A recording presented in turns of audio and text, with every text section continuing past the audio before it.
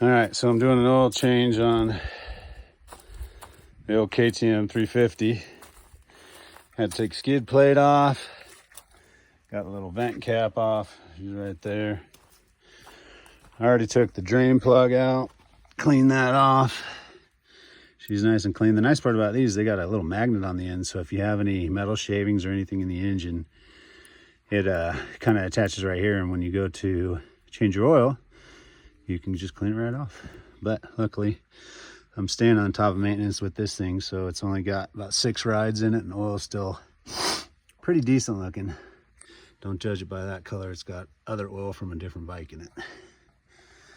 All right, so the drain plug's right there. You can see she's just barely dripping out.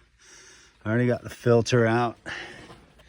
You see the color of her versus the color of a new one. So it's time, it's due. And the more you stay on top of this, the less you got to do in the long run. So I'll go ahead and dry that out of there. Get all that shite out of there. So I've learned with these KTM filters that you kind of need to, let's see if I can do this with one hand. Put a little bit of oil on them and give them a little coat, and it helps with the cold starts. So we just give that a little soak, rub it in a little bit, a little more on this side, run down that way. There we go, that's what I'm looking for. And then one more on this side. And it's not like we're wasting the oil, because it's gonna all soak up once it gets in the freaking engine anyway. So either it comes from it now or it comes from it later. All right, so we got that guy nice and lubed up. It's only got one way to go in. Rubber side first. You kind of push it in there, give it a little seat, and that's it. And we take the rag and clean our freaking fingers off. Whoop, sorry, I'm gonna cover that up. Now we take our cover back, remove that so I don't drop anything in it. Just kind of push it back on there, and it kind of holds because it's got a little rubber seal in there. And then start our screws.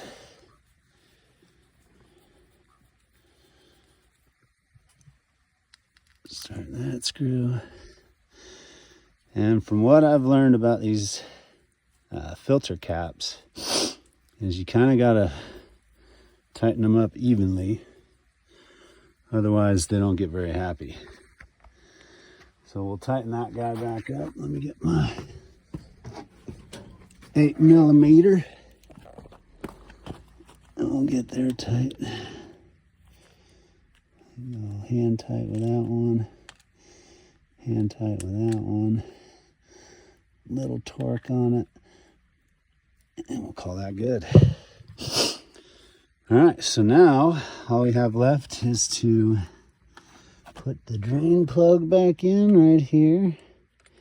She's got her new crush gasket on there. If I can get it started.